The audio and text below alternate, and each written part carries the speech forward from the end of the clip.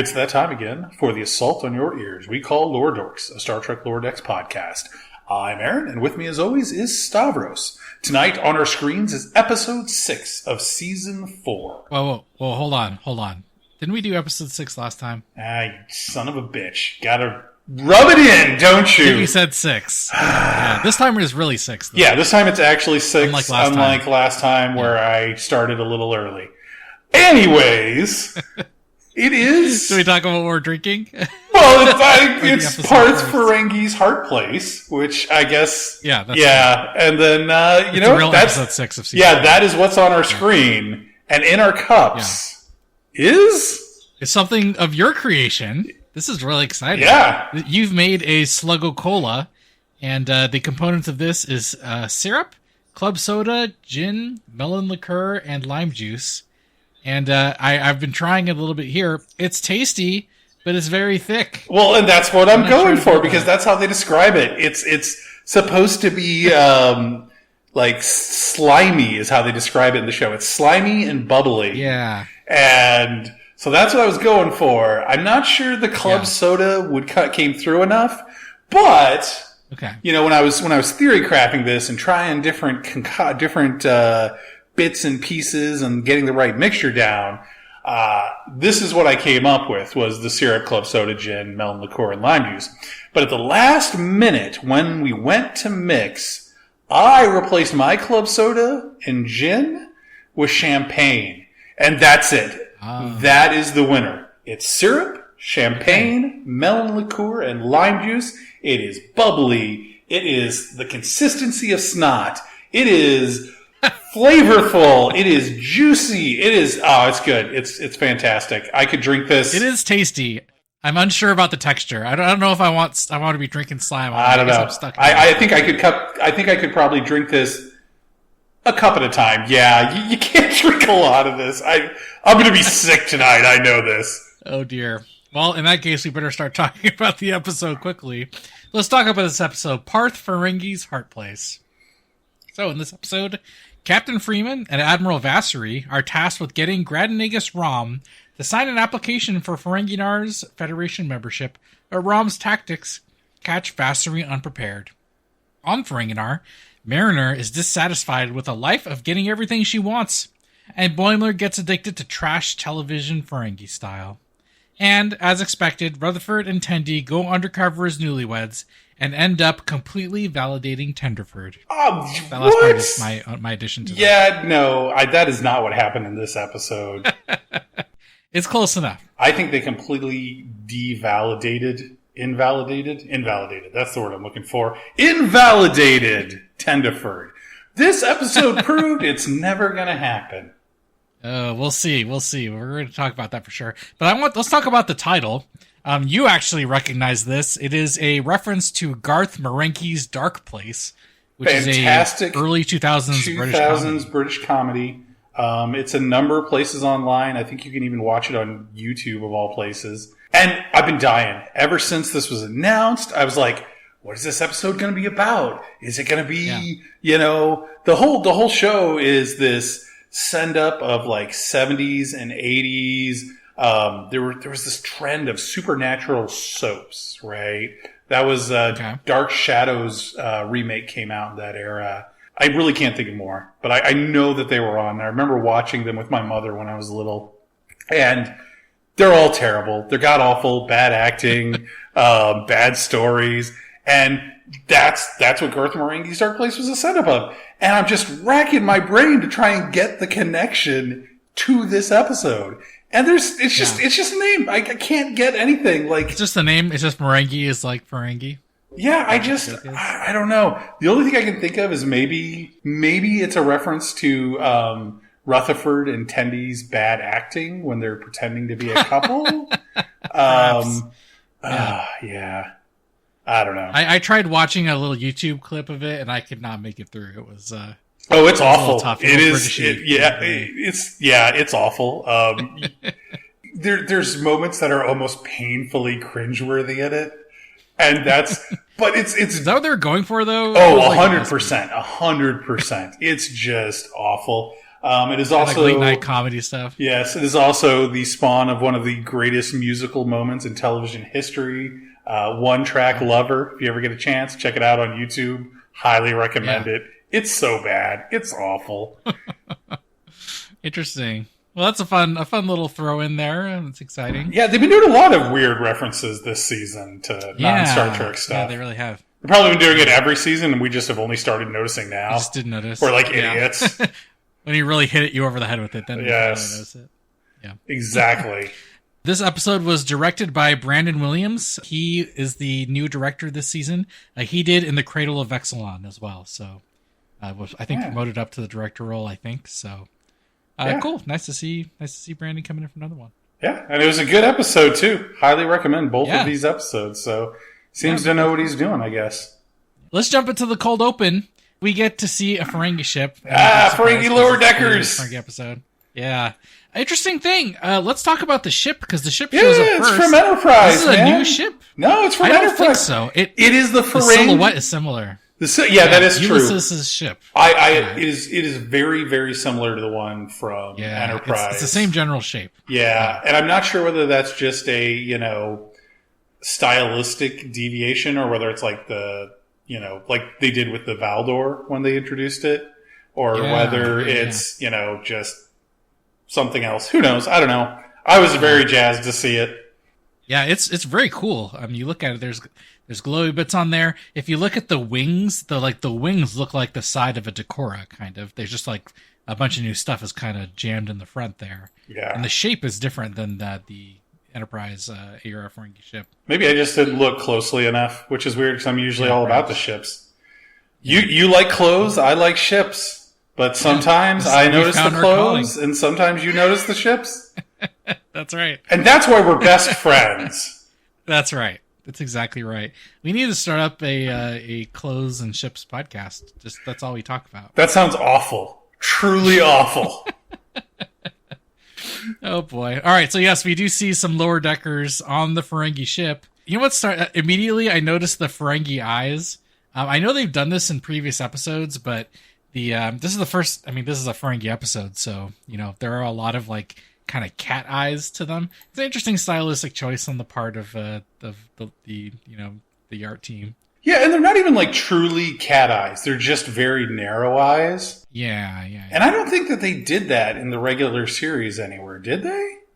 I don't think so. I looked up a picture of Quark, and Quark definitely. But I'm wondering if maybe originally they were supposed to have that or something. Perhaps. Yeah. Who knows? Not that I recall, at least. Yeah. But anyway, they're cataloging weapons is what they're doing.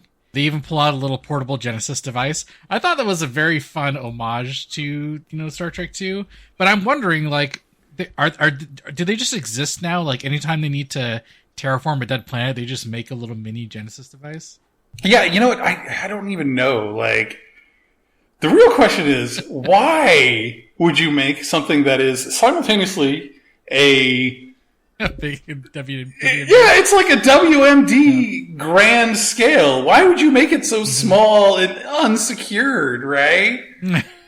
Oh my god. I love how they took the little control panel that's a separate thing in Wrath of Khan, and they just integrated it onto the chassis. It was pretty neat. Yeah, no, the design of it was definitely very cool. But, I mean, it's not just that. The whole scene is just, ridiculous of, their scheming and how they don't want to get rid of the weapons and all that nonsense. It was pretty funny. Yeah. I love how one of them says, Rom, some people think Rom is the next Lons. And, of course, you have to look out who the heck Lons is. And apparently, this is a Ferengi character from the 1997 sourcebook called Legends of the Ferengi. Yes. This guy was a singer and nose flute performer. Gross. In case you wanted to know. Yeah, apparently those exist. But it's interesting. They're starting to pull more and more stuff from Beta Canon, it feels like. They do it twice in this episode. They reference a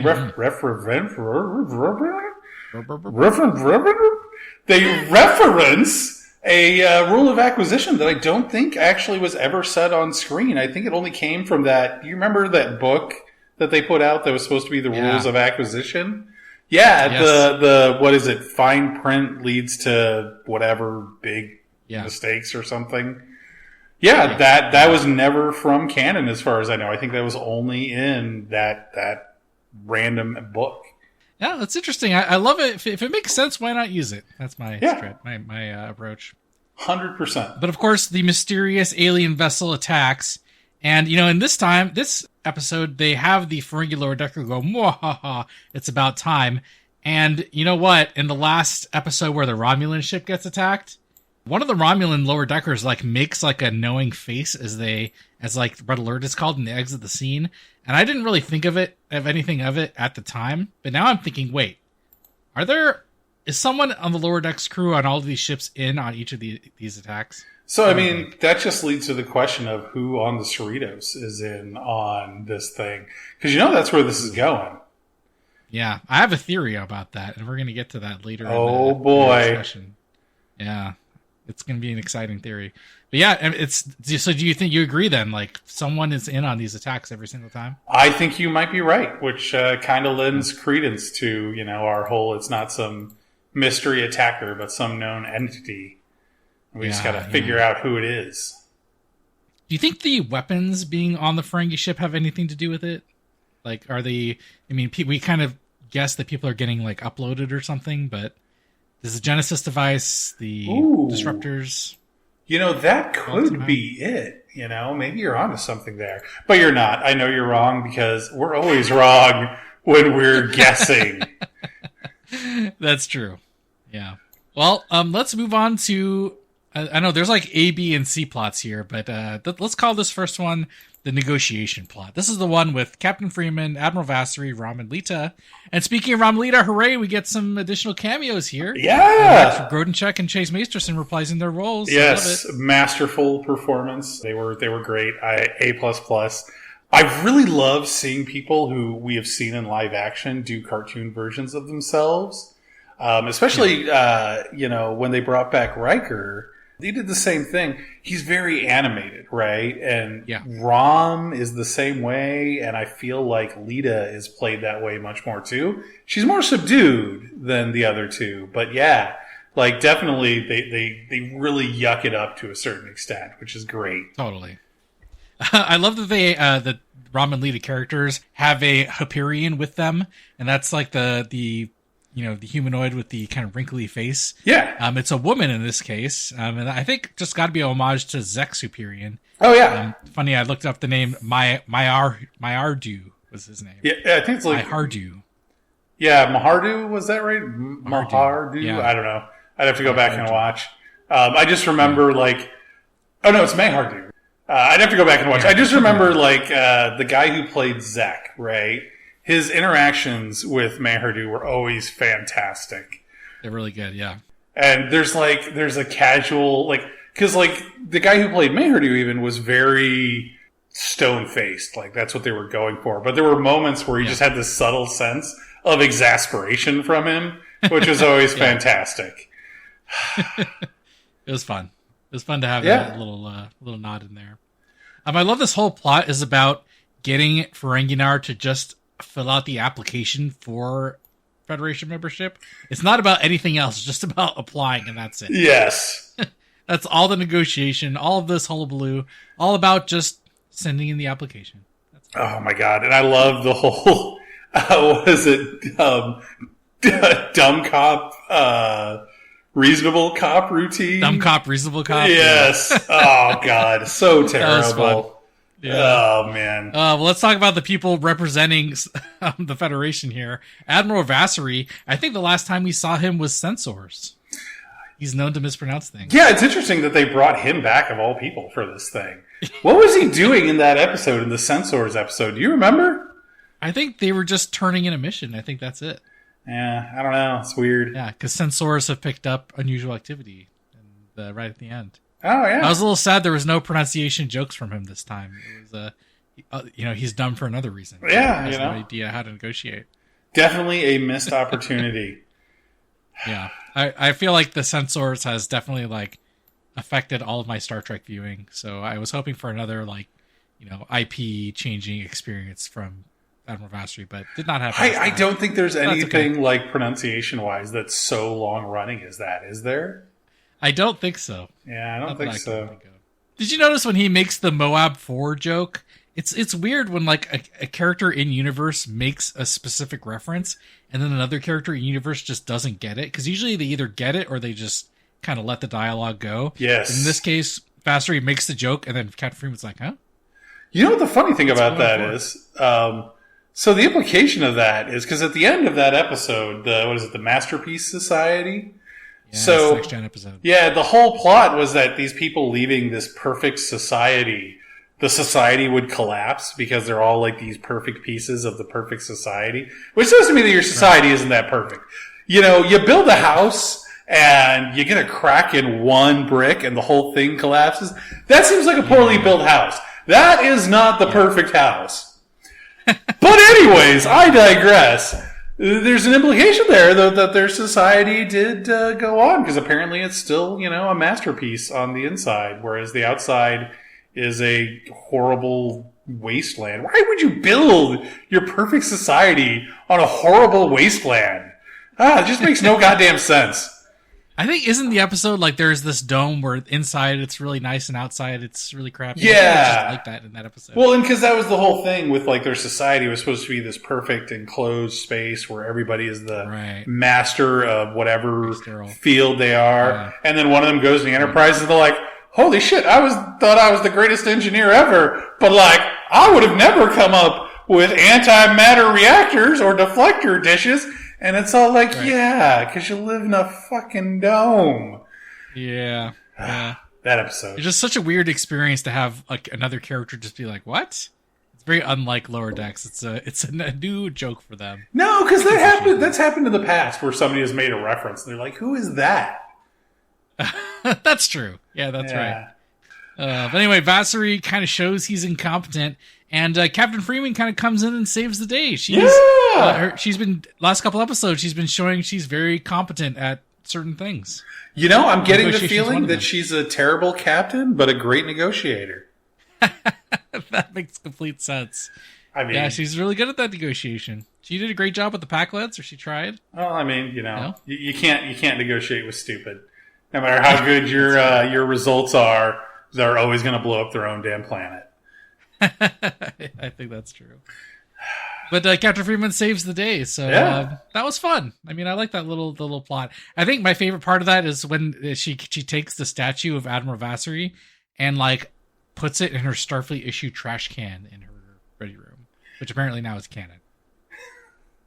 Trash can with the well, I mean, wait, the trash can is now canon? I thought you were saying... the Starfleet trash can. I thought you were saying that the trash can with the golden idol in it is now canon. And I'm all like, stop, Russ, it's a trash can. They're going to throw it out eventually. That's why you put it in the trash. Yeah, I mean, yeah, Oh, man. That makes sense, right?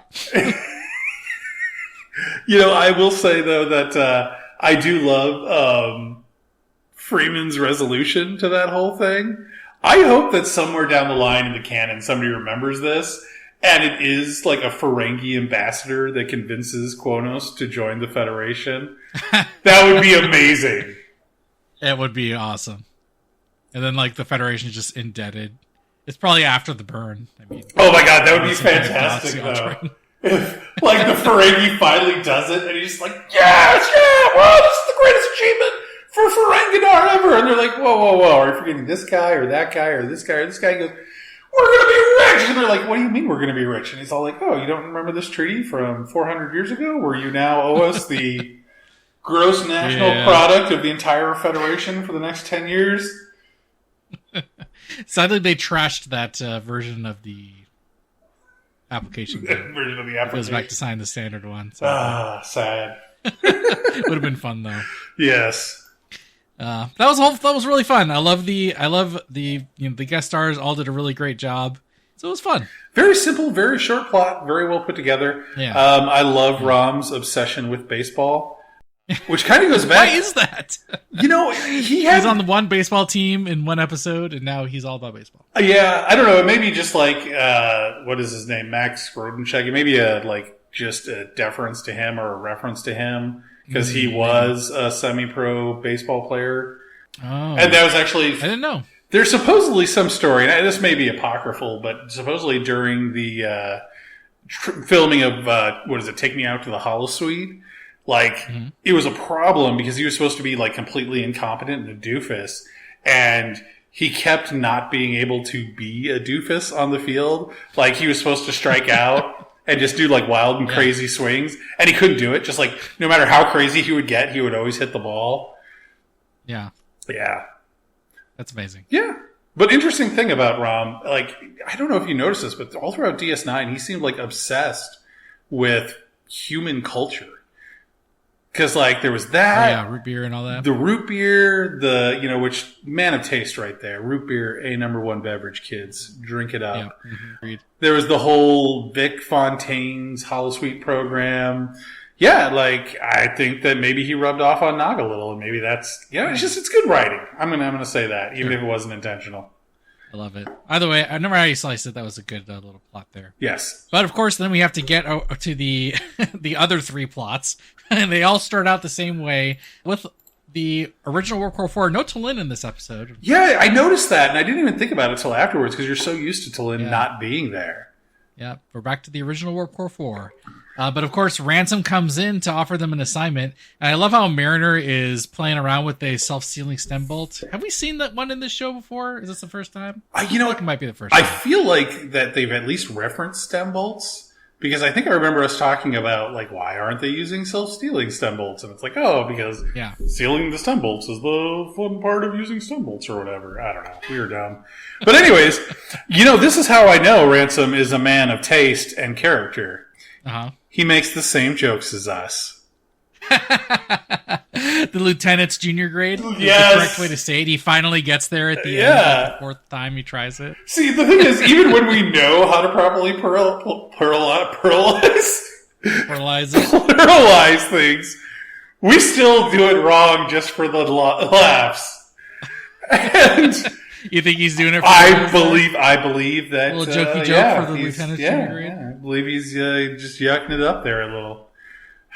Which just, another reason why he's the best commanding officer there is, and he needs to get his own ship. Ransom's kind of becoming like a little more buddy-buddy with the crew. You can see it happen in this scene and even later when they're wrapping up. Well, I mean, to be more friends now. Fair, how well did he know them in the beginning? They're growing together. Now he's more... And what, though? There's tons of hints all throughout the series that he always thought Boimler was good, right?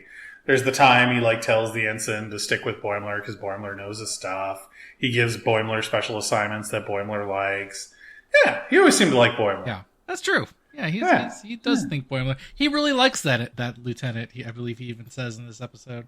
Yeah. While he's chugging a Sluggo Cola. Oh my god. I love, though, that at the end he's got the Sluggo Colas. And he's got two of them. So, he's got two, yeah. Yeah. Here's the real question. Our mixed drink here of our fake Sluggo Cola, it's bad for you kids. Don't drink a lot of this.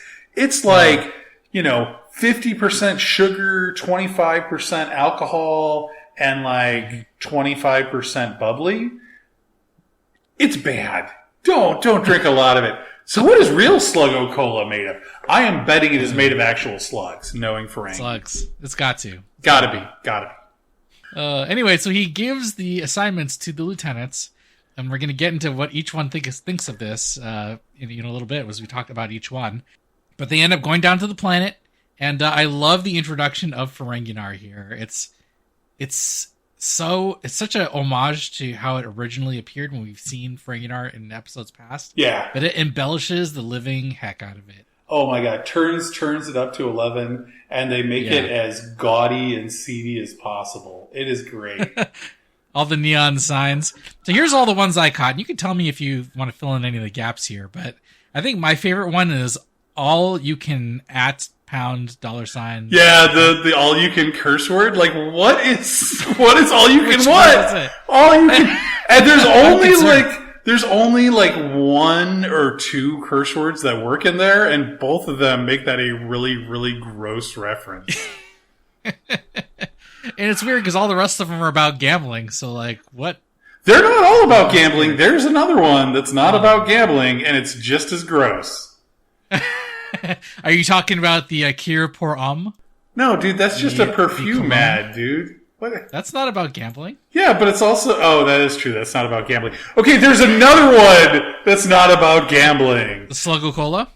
Okay, there's another one that's not about gambling. You know, I'm just going to troll you at this point. Do you mean the Loeb's Lodge?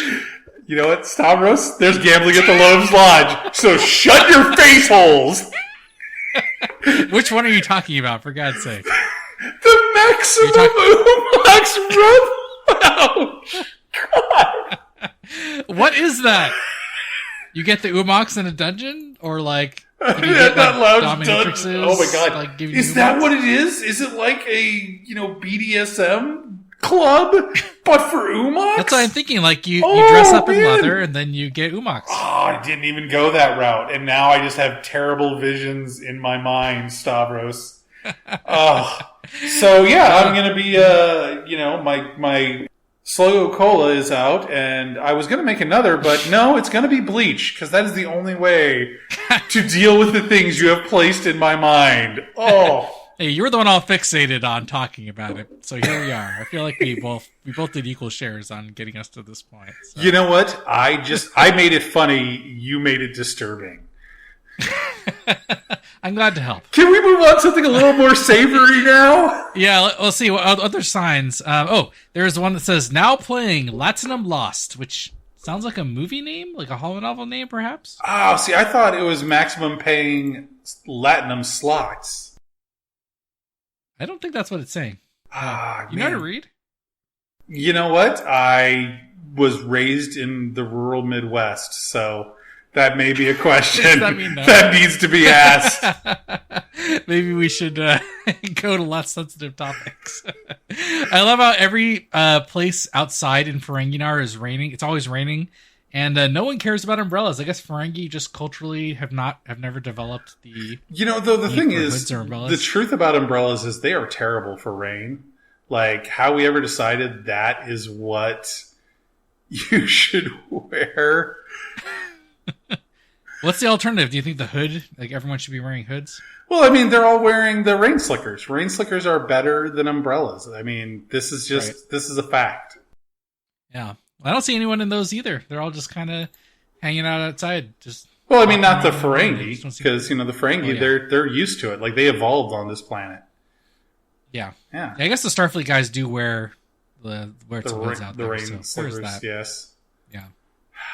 I love how in front of the Loeb's Lodge, all these shuttles are just kind of parked out there like it's a shuttle parking lot, kind of. Did you notice that? Yeah, I thought that was pretty cool. A dozen shuttles. Yeah. It's kind of neat. Like, where are all these shuttles parked? I guess not everyone just beams everywhere. They got to put the shuttle somewhere. Well, and I would imagine like beaming technology isn't quite as prolific everywhere else as it is in the Federation. Once economics don't matter, I would imagine like super high tech things are probably less common. Yeah. Or rather, when economics do matter. That's what I'm going for. God, you're right. It is now playing Latinum Lost. Jesus, how did I get that so wrong? How drunk were you when you watched this? I was sober, and that's worrying. You're corrected now, and that's what matters. Oh, my God.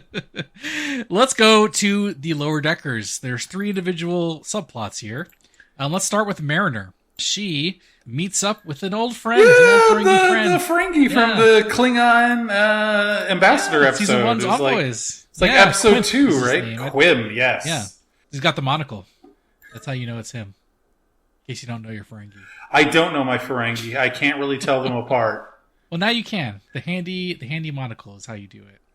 But she's here on Ferenginar to try and blow off some steam because she can't figure out why she's upset because everything in her life is going well. She's just upset. So she meets up with Quimp and she immediately gets sloshed. She orders the Dagger of the Mind drink, which is that original series episode? Yeah. I wonder, is that a reference to the original series or is it like a reference to the play? Like it was Macbeth, right? Would had the spectral dagger scene where he's all like, "Ooh, the knife! If I'm to reach out and grab it," and all that nonsense is terrible. Right. But the question is, why is it called the Dagger of the Mind? Does it make you like hallucinate daggers, or is it like an implication that it'll be like a dagger to your brain, or like, if it's a reference to the TOS episode, it probably just makes you forget shit. Yeah, I mean, it's out. This is a cocktail we're talking Yeah, about. so it's like a roofie cocktail. That makes sense. That doesn't surprise me that they sell that on Ferenginar one bit. Yeah, a good drink selection there. And we also learned that Mariner apparently crashed in Oberth at one point. Yeah, I'm dying to hear more about that. I don't think it'll ever get talked about again, but I didn't think we would ever learn more about her time on DS9, and yet, lo and behold, we did. So maybe we'll get lucky. I'm wondering, is that a reference to the Pegasus, or is it? I don't know. I don't know. I mean, I'm sure there's other Oberths out there. Yeah, she wasn't the one who crashed the Pegasus, but that's a famous ship that crashed, and she didn't crash the Enterprise. That was Deanna Troi. What other ships have we seen crash? Oh, she also didn't crash the Enterprise because that was also Deanna Troi. To be fair, both of those times, it wasn't Deanna Troi's fault. We shouldn't be so hard on her. She just happened to be having to take over the helm. Yes, in a bad situation. Yeah, you're right. Maybe we'll learn more. Who knows? No, I don't know. I love how she gets... So where on Ferenginar do you get a hat with the Ferengi? Whoa, you're skipping the best scene in this entire role here. Okay. So when they order their drinks and the bartender walks away, and when he walked up, he was only carrying the plate of the worms or whatever they are, or the grubs. Grubs. And he walks away, and then suddenly she has a drink, right? And Quim is all like, "Where did you get that drink? We only just placed our order." And her response is, "Do we care?" That is the greatest fourth wall break I have ever seen in television history. It does seem a bit of fourth wall breakage, yeah. Yeah, that is the only explanation for that bit. And, it's so good. And there's just no response to it. It just kind of hangs. But and it's also a great gag about, cartoons in general, and even television show where there's, cuts. And then suddenly people have things in their hands they didn't before. Their, uniform is different, or they're missing some bit. And it's just most people aren't going to pick up on it. If she hadn't called attention to having a drink, I would have never thought about the fact that she didn't have a drink before. I am one of those people who takes my entertainment as is. As you can tell by the fact that we analyze a half-hour show an hour at a time. Oh, my God. Yeah, pretty good. I had to appreciate that. Yes. Lower Decks has so much attention to detail. Oh my God. But yeah, the Ferengi beer hat. I desperately want one of those. Where is that? Where are they getting that? Where did she get that? There's just a place selling it. I love how everything that's happening, this plot and the Rutherford and Tendi's plot, and not so much Boimler's plot, but they really show, because they say in the cold open that Rom is moving Ferenginar more into a customer service business environment because he believes it'll be a long-term stable profits, right? Right. And that really shows in this episode, and I think that's fantastic because in all the previous episodes we've seen, Ferenginar seems really hostile, and this one though it seems like it's just a nonstop party. It seems like my kind of place.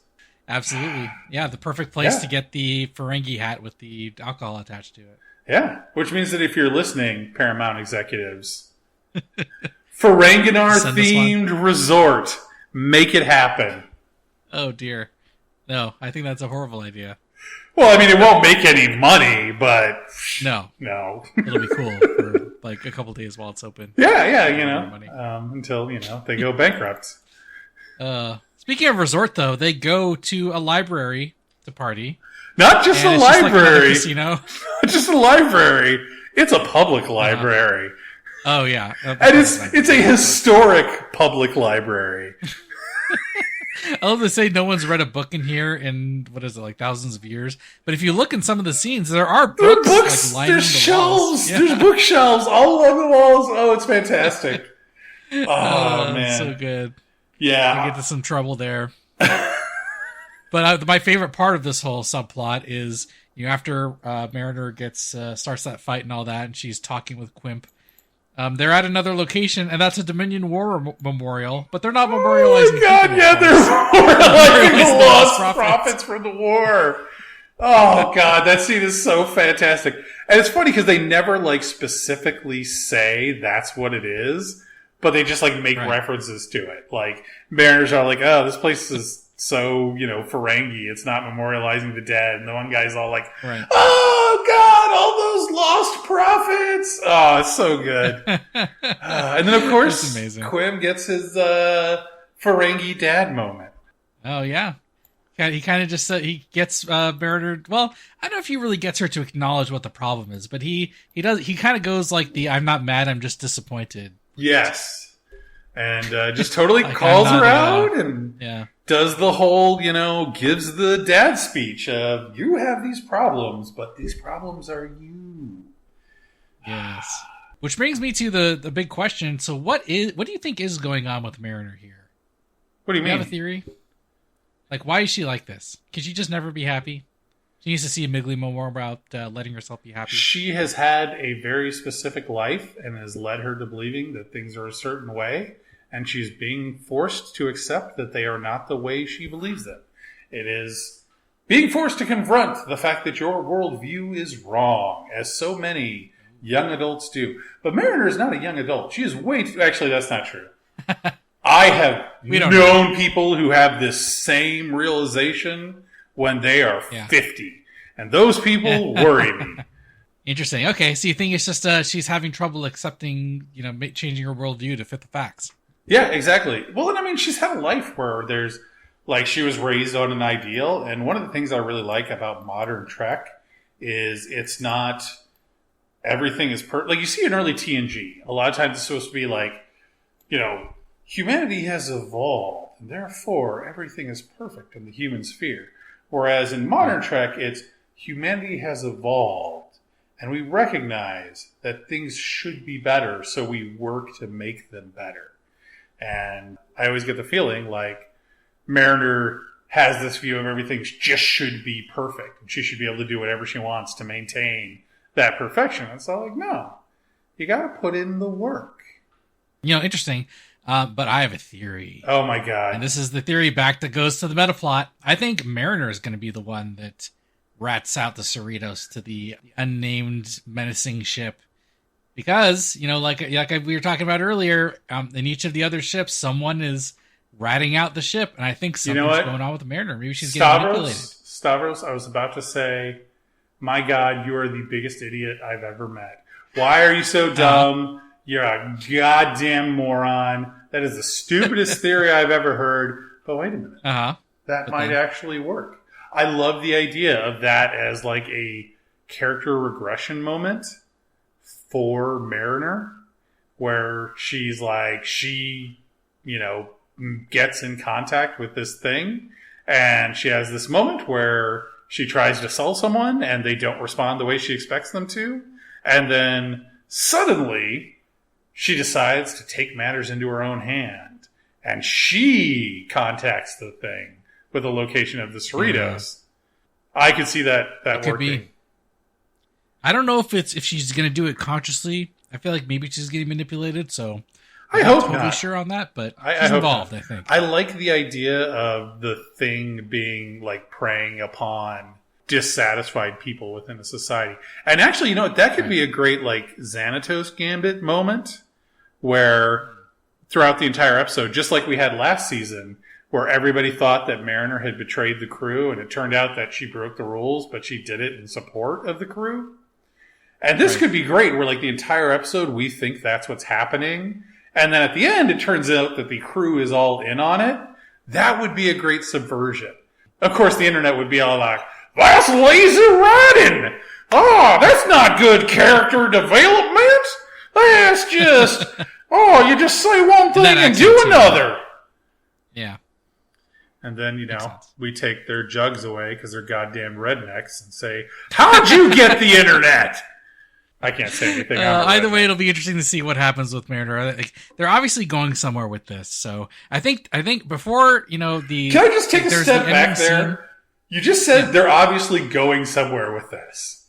So, do you think there's people out there that are like, I don't think they're going anywhere with this?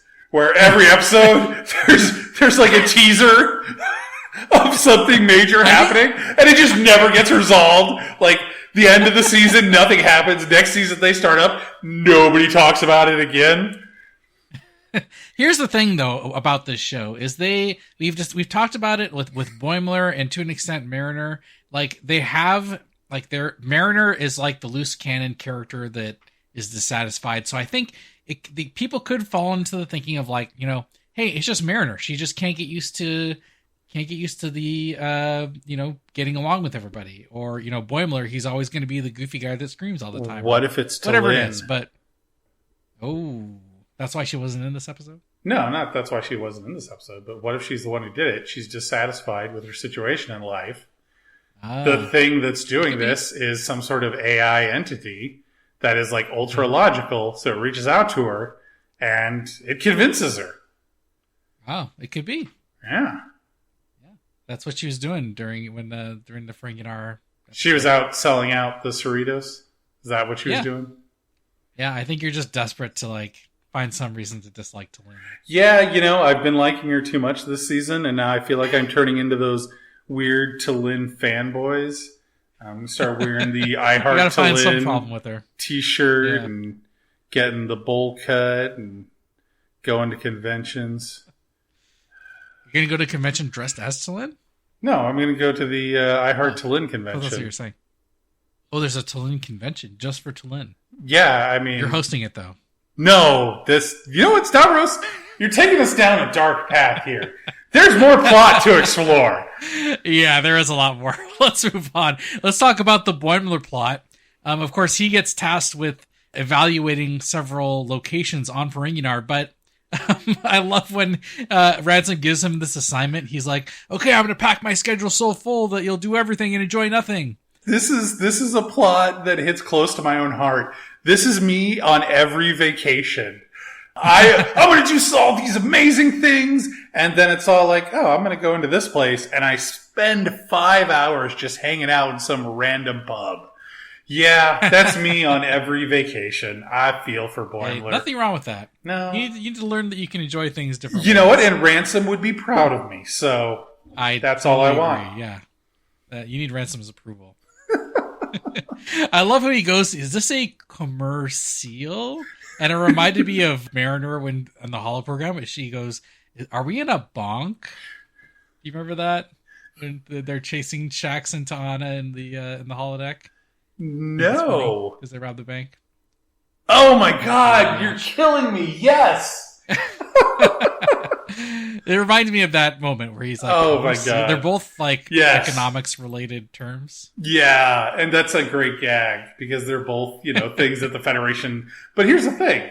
We know that banks are still like a big part of society. That just kind of makes them look really uninformed because like the Bank of Boleus is a thing, right? That's true.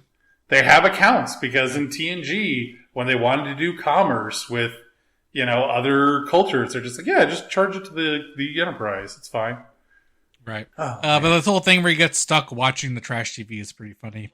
You notice he was eating a bag of Sluggo chips. Oh my god, yes, amazing. Soda. Which makes sense, you want to get the whole snack and soda Enterprise going. You got to corner that market. But I love the fact that when he first sees the commercial, it's like, oh, it's commercials. And then later they go into the episode and the one guy's all like, just give me 1 second. I got to drink this refreshing Sluggo Cola. And Boimler's all like, they put commercials in the show? That's like mind control. And then in the background is the Paramount logo, which has been on the wall the entire time. And the stars just twinkle. Oh, so good. I love that. I love I love how that's like such a like common like jab, that like entertainment makes now is they make fun of the studio. And it's so transparent and it's so, oh my god, it's such a soulless comedy bit. And yet I still find it hilarious. So maybe, I'm the person who needs a commentary on him. Indeed. I love that. That whole, the Boimler part is short but sweet, I thought. I loved the landlord cops TV drama. That was all great. Oh my god. That whole stuff was... Yeah, cop show but with landlords. And I love they go after the guy for the 25-pound pet. And, I know. And that's so Ferenginar. People die because of the 25-pound pet. Yeah. But Ferenginar has to have some sort of like paramilitary or security forces. There's no way, like They got to. I mean, there's marauders out there, or there were back in the day for Ferengi. You know that there's going to be those people on Ferenginar like, oh, Ferengi, force foreigners to give me money. Why can't I force Ferengi? But I guess that's what what do they call that? What's the name of the government on Ferenginar? I don't even remember. But they have a government. FCA? Well, they have the FCA, but there's like... That's an arm. Yeah, it's an arm of the government. Yeah, they had a name. I don't remember what it is. Let's move on. Yeah. All right, let's move on to the last plot. That's the Tenderford plot. I'm excited about this one. We're going to talk more about what it all means at the end. But I love that Ransom describes the Cerritos as the horniest and least romantically committed crew in Starfleet, with nobody that's married aboard. So that must mean there are no married couples on board, right? Like I was thinking of Captain Freeman. Freeman's married, but her husband isn't on board. You know what really got me about that, though, is like, how do you even like quantify what's your metric? Horniest, right? Yeah. Like, I don't know. Is it just like, hey man, they've got transporter logs where I'm sure they log all your hormone levels. Do you think that's what it is? It's hormone levels, and it's not like rates of because like you got to think these crews in like the future that don't have as many hangups as we do now, they're probably hooking up all the time. Do they like log the number of times crew members hook up? Do the internal sensors like keep track of that? Oh man, this seems like a huge invasion of privacy. Yeah, oh, man. Maybe Miglimo is like they have to make an assessment. Yeah, I know. How horny is your crew? All the counselors like have to fill out a form. If like there was sensors watching me having sex and I wasn't getting paid for it, I would be upset. Oh my god, great. Terrible. I love how the decision of sending it was between Rutherford and Tendi or Nurse Westlake and Onus, like the bartender and the nurse. Like that's the situation Ransom was in. Have we seen those two together before? I feel like we have. I don't think so. No. They both have had speaking lines, very short speaking lines, but speaking lines nonetheless. Man. Okay. It's pretty great. Oh gosh. Well, of course they go down and their hijinks ensue as they have to fake their way as the married couple. Gosh, there's just so much great stuff that happens here. How does the love and marriage discount package make sense? Because, like, Ferengi marriages are, like, they're business arrangements, right? Business arrangements. Maybe this is, like, a new establishment. Yeah, that's like, what they say. It's the new, like, this is the liberal establishment on Ferenginar or something. But, we saw naked women on Ferenginar. No, to be fair, though, if society had said, hey, all men must be naked, and then a law came about, they're like, hey, men can wear clothes now. I think I'd be like, nah, I'm good. I like to keep it breezy. Yeah. That seems like you. I'll just get a rain slicker. That's all you need. That's all you need. I love that when they go to one of the locations, the Quark's Federation experience. This is going to harken back and perhaps show our age, but you may recall the Star Trek experience in Las Vegas back when it was still around. This is the Star Trek experience except the Ferengi version. I like how all the Ferengi are wearing the original series uniforms, and they even have like the starships hanging overhead. They're not even but they're not even wearing the TOS uniforms. Like when the security guys come out, they're TNG. The only thing I don't think we really saw is more modern uniforms. It's all TOS and TNG. Probably could only get the discontinued uniforms. I had to go buy the Federation or Starfleet surplus.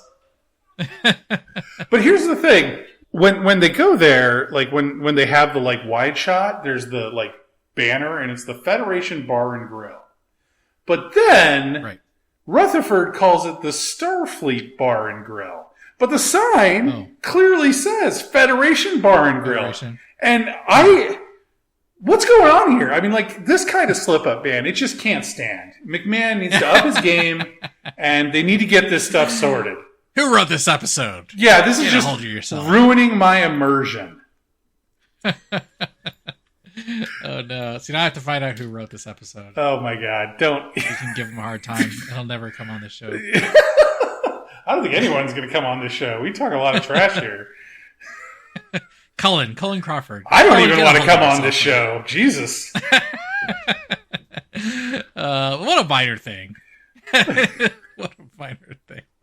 Oh, God. God. Yeah, I love in that setting, there's a Ferengi wearing a Klingon headdress, which just seems confusing because, as we know, actors on the live action wear the Ferengi headdress. It's like a prosthetic. Just like some guy. Yeah, he's wearing a prosthetic on the prosthetic. But I mean, in the context of the show, the Ferengi aren't wearing prosthetics. That's just their heads.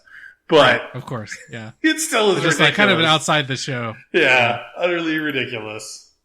And then, of course, Miglimo comes in just at the right moment to rescue Rutherford and Tendi as they're getting put on the spot to consummate their marriage in a not very private shuttlecraft. I love how he has no idea what's going on there. The one redeeming Miglimo scene this whole show is when he comes in to rescue them. Oh my God. Unintentionally. It's not even like redeeming because like he's just confused the entire time, and then he's all like, "Oh, you guys do love me," and it's all like, "Oh no, oh no." But he does have some great lines in this one. Is this when he gets the homewrecker package? And he takes it. Like, would you like? I love the fact that they have a Yes. homewrecker package. Can we just talk about how great that is? Oh my God. And then when they offer to him, he's all like, "You don't have to vomit in my mouth twice." Which on the one hand, didn't they just have a regurgitation joke? Like, yeah, in the last episode. Wait, what was the last episode? That was the Betazoid one. Yeah, and it gives him the soup that doesn't taste regurgitated. Right. But I love it's so gross, but at the same time, that's going to be like a common saying in their language. You don't have to vomit in my mouth twice. Like, but the whole thing is, does that make vomiting in your mouth is like a form of coercion? That doesn't make any sense. I don't know. God, that's so weird. Such a great line though. Like, who comes up with that sort of thing? Hey, good job, Cullen. You redeemed yourself already by the vomit line. Quiet you. It also gets the explanation of why Miglimo's people invented space travel to seek out strange new meals. Oh God! Yeah. Now I want the Miglimo voiceover to the TNG credits. What do you think they would name their ship? It's like various like dishes or like bird. Oh, would it be dish or bird themed? Oh, bird themed. I like the bird themed one. I think they call it like USS Vomit Seeker or something. Vomit Seeker. I love it. These are the voyages of the USS. Or actually, no. What is the name of their species? Do we ever learn the name of their species?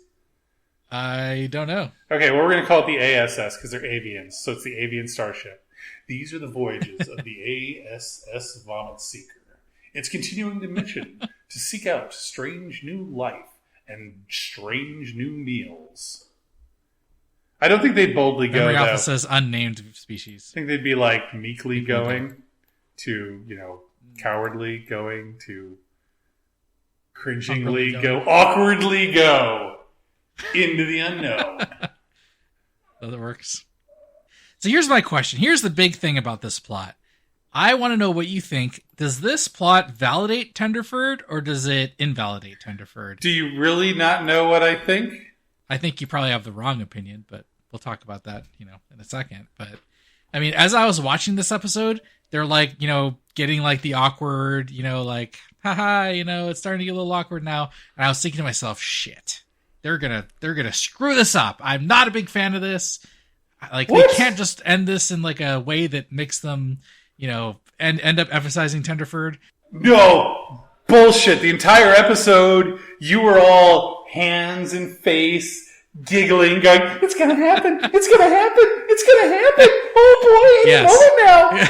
That was you excited. The entire episode. Yeah, it's true.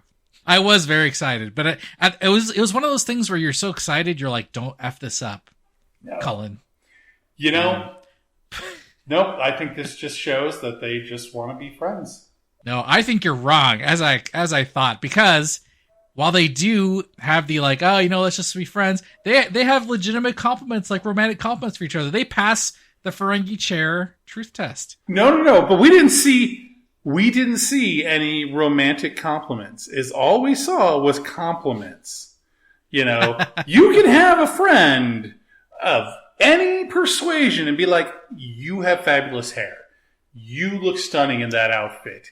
You something or other. I don't know. I need somebody in front They of me. had to like compliment. the little like cute little like, oh, you're like your eyes that brings out like the niceness in your eyes or something like that. Yeah, he That has was, the whole unabashedly. the beautiful green eyes thing, and then Yeah. it's like, oh, he could only be talking about Tendi. Yeah.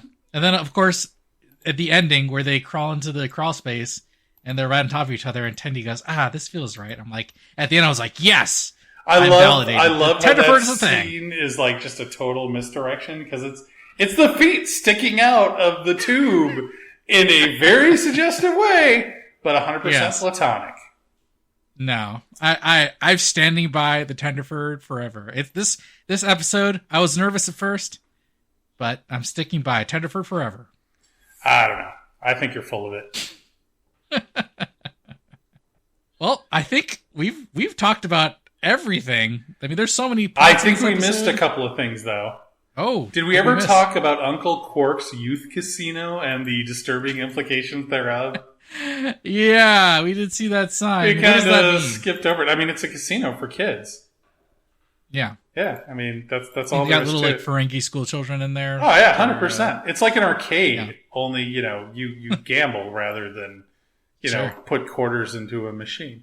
Which is either of those casinos are worse? Well, I mean, you don't know. I mean, I guess no. I don't know. That's a good point. Jesus, man, my youth is starting to have a very different pallor to it now. We're going down another dark path in Aaron's past. Anyways, moving on. We did forget to talk about one thing. Did the admiral go into his meeting just completely unprepared? Because when Lena's all he's not very good with numbers. Rom is an engineer. He should be the most famous engineer in all of Starfleet. Literally, I mean, without him, the Dominion War would have been lost, right? Yep. You do not be that good of an engineer and not get numbers. It's one thing if she had said, he's not really into economics. That would make sense. I'd be like, oh yeah, he's an engineer. And it's completely different than economics. But no, she says numbers. And that should have been a red flag. And maybe it was. Maybe it was for Freeman. Maybe she was paying attention and... I feel like Freeman was just paying attention to the right things, and Vassery was just like, lol, this should be easy. And just, I mean... Let's face it. This was just an application agreement. Didn't even take it seriously. Mission. Just kind of showed up. Yeah, expecting them to sign and be done. He thought it was going to be easy. Yeah, well, I mean, he's just a shitty admiral. Yeah, that's it. He's just a shitty admiral. 100%. Yeah. He's not a bad admiral, but he's just shitty. So if a bad admiral is a badmiral, what's a shitty admiral? A shadmiral? Shadmiral. Shadmiral? Shatadmiral. Shadmiral. I like Shadmiral. Shadmiral. Yeah, we'll go with that. Shadmiral. Yeah. Shadmiral. That's terrible. Shadmiral Vassery. Is there anything else here? What do you think about this episode compared to the last couple? I thought it was pretty good. I don't think it's the strongest of the season so far, but I had a lot of fun watching it. Had a lot of really great scenes. I loved the Boimler getting dragged out of his room. Just the sheer level of background detail going on was great. We got the return of the lower deckers and the ship getting consumed. Ferengi television was great. Yeah, Tendi and Rutherford's storyline was pretty good and had a lot of really good laughable moments, but it definitely wasn't the strongest.